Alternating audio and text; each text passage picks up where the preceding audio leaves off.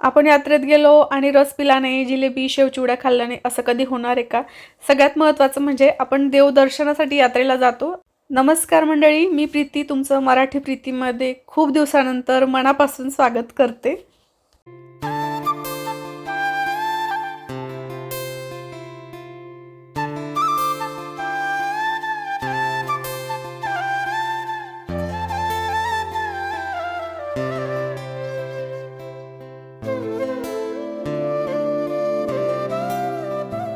रोजच्या सारखाच आजचा दिवस पण खूप छान सुंदर असा उगवला आणि आता मस्त अशी देवपूजा करते, स्मरण करते.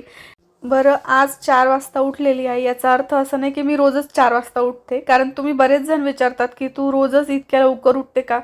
तर कधी-कधी 4:30ला पण जाग येते, कधी 5 वाजता पण येते, कधी 5:30ला पण येते. पण मग असं आहे की तेवढा वेळ आपल्याला स्मरण करायला कमी मिळतो मग. जेवढं उशिरा आपण उठलं तेवढं स्मरण आपलं कमी होतं किंवा मग दुसऱ्या कामांची आपली धावपळ होऊन जाते. आणि जर लवकर उठलं तर आपलं तेवढंच आहे ना, देवाचं स्मरण, चिंतन, पारायण वगैरे हे जास्त होतं.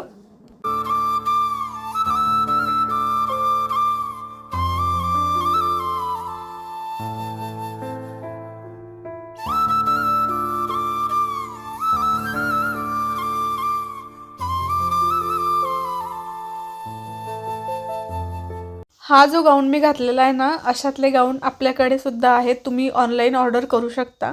WhatsAppसाठी मी तुम्हाला स्क्रीनवर नंबर देऊन देईल. तर स्वयंपाक वगैरे झाला माझा आणि आम्ही डबे बांधून मग निघालो निमगुळ या ठिकाणी जायला. आणि तिथूनच 2 किलोमीटर अंतरावर आहे सारंगखेडा. तर मंडळी, आपण निघालो आहोत मस्त आपल्या गावच्या जत्रेला. आणि आमच्या गावाकडे जाण्याचा जो रस्ता आहे ना, तो असा सगळा पूर्ण हिरवळीने भरलेला आहे.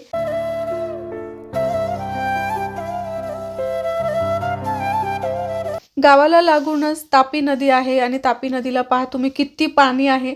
दोन्ही थड्या पूर्ण भरून वाहते आहे नदी. आणि हा आहे तिथला नदीवरचा पूल. ज्या पूल ओलांडल्यानंतर आपण जातो सारंगखेडा या ठिकाणी. आणि आपण जातो आहोत श्री दत्तात्रय प्रभूंच्या खूप मोठ्या अशा यात्रोत्सवला. जी यात्रा पूर्ण महिनाभर चालते जवळजवळ. आणि इथं अक्षरशः घोड्यांची यात्रा भरते. सगळ्यांना तुम्हाला माहितीच असेल, जे आपल्या इकडं नेहमीचे राहणारे लोक आहेत खानदेशमधील त्यांना. पोहोचलो आम्ही 2 तासाचा प्रवास करून इकडं सारंगखेडा या ठिकाणी. आणि आता तुम्हाला देवाचं दर्शन पण मी इथं करून देते आणि यात्रा पण दाखवते. चला.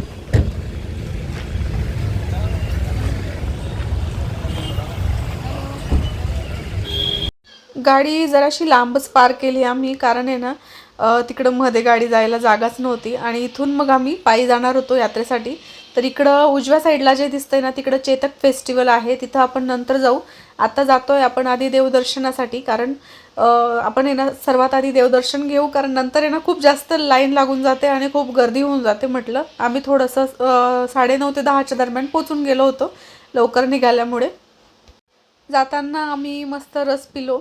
आणि मम्मी पण होत्या सोबत. पप्पा आधीच निमगुडला आलेले होते, म्हणून ते तुम्हाला इथे काही दिसत नाहीत, ते घरी आहेत.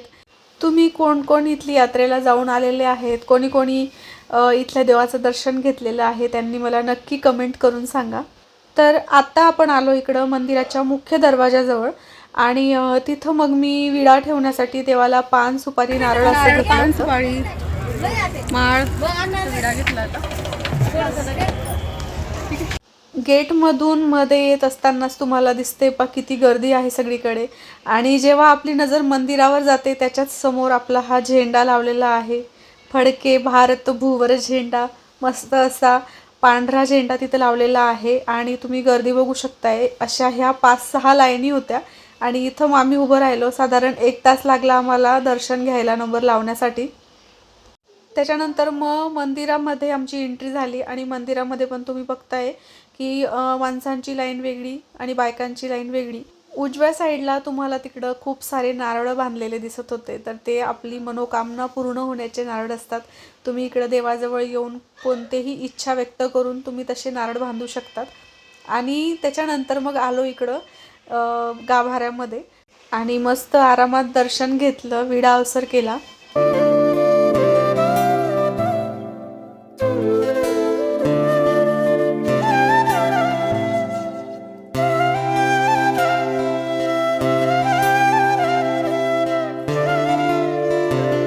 देवाचं दर्शन झालं आणि मस्त मन प्रसन्न होऊन गेलं. त्याच्यानंतर म्हटलं थोडा विसावा घेऊ आपण इथं देवाच्या दाराजवळ बसून. थोडा वेळ मी 5-10 मिनटं बसली आणि मग आम्हाला यात्रा फिरायची होती. त्याच्यानंतर आम्ही सगळे निघालो, पण मम्मी म्हटल्या की मी इथंच बसून राहते, माझ्याकडून एवढं चालणं नाही होणार म्हणे. म्हणून मग त्या इथं बसल्या आणि मग आम्ही निघालो सगळेजणं. सर्वात आधी मीही नाही रांगोळीचे छापे घेऊ लागली. तिथे ना खूप सारे वेगवेगळ्या प्रकारचे छोटे छोटे म्हणजे इतके छान छान होते. गाईचे पावलं होते, काही स्वस्तिकचे डिझाईन होत्या, शंकू, आणि तुम्हाला बघा मी दाखवून देते, कलश होते, ओम, असं वेगळे वेगळे नावांचे त्याचे इतके छान छान होते ना. तर मी तिथून 4-5 असे ते रांगोळीचे छापे घेऊन टाकले आणि त्याच्यानंतर मग निघालो. तर इथून आहे ना हे लाकडी सामान होतं, तर मला पण थोडी अशी युनिक वस्तू जमा करण्याची थोडी हौस आहे. आणि मला तुम्हाला मी बोललेली पण आहे मागे की मला असा वेगळा सेटअप तयार करायचा आहे असं म्हणून. तर त्यासाठी मला जे काही नवीन दिसतं ना तर ते मी घेत असते. तर इथून लाकडी वस्तू ते पण घेतलं आहे, ते दाखवेल तुम्हाला एखाद्या व्हिडिओमध्ये. त्याच्यानंतर इकडं होतं सगळं चाट कॉर्नर, म्हणजे वेगवेगळे खाद्यपदार्थ होते सगळे. पण मग ते आम्ही असं तुम्हाला मी बोलले की घरून नाश्ता करून पण निघालो आणि सोबत मी टिफिन पण आणलेला होता आणि घरी आम्हाला जेवायचं होतं. इथून आमचं घर जवळच आहे, 1-1.5 किलोमीटर 2 किलोमीटर अंतरावर. तर त्याच्यामुळे आम्ही इथं फक्त एक कचोरी खाल्ली आणि त्याच्यानंतर आलो इकडं सगळे घोडे बघण्यासाठी.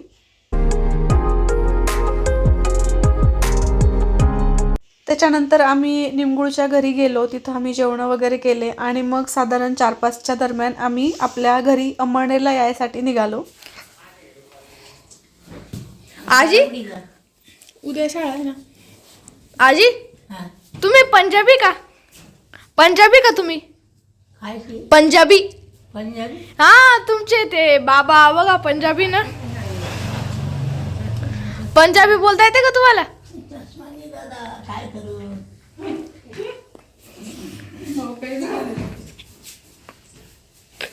पंजाबी येते का तुम्हाला आजी? पंजाबी येते का? पंजाबी हा काय सांगत मला काय तो पंजाबी कोण आहे म्हणे? तो पंजाबी बाबा कोण आहे? पंजाबी बाबा हा हो ठाकूर सिंग बाबा आहे ना. तुमचा भाऊ हा आहे का? ना? तुम्ही बाबा आहे का तो? ठाकूर सिंग बाबा अजय का? मुलांचे हे असे व्यर्थ प्रश्न असतात काही काही, तर त्यांना काय उत्तर द्यावं त्या प्रश्नांना ते पण कळत नाही आपल्याला, असं होऊन जातं. आणि त्याच्यानंतर तुम्ही संध्याकाळ झाली होती जवळजवळ, आम्ही निघालो आणि घरी पोचत आम्हाला रात्रच झाली. तर असा होता आजचा व्हिडिओ जर आवडला ना तुम्हाला तर प्लीज नक्की लाईक करा आणि शेअर सबस्क्राईबसुद्धा करा, कमेंटसुद्धा करा तुम्हाला काय वाटलं आजचा व्हिडिओ पाहून ते. अजून इथल्याच यात्रेच्या काही शॉर्ट्ससाठीच्या मी क्लिप शूट करून ठेवलेल्या आहेत छान छान, तर त्या पण नक्कीच तुमच्यासोबत येतील लवकरच.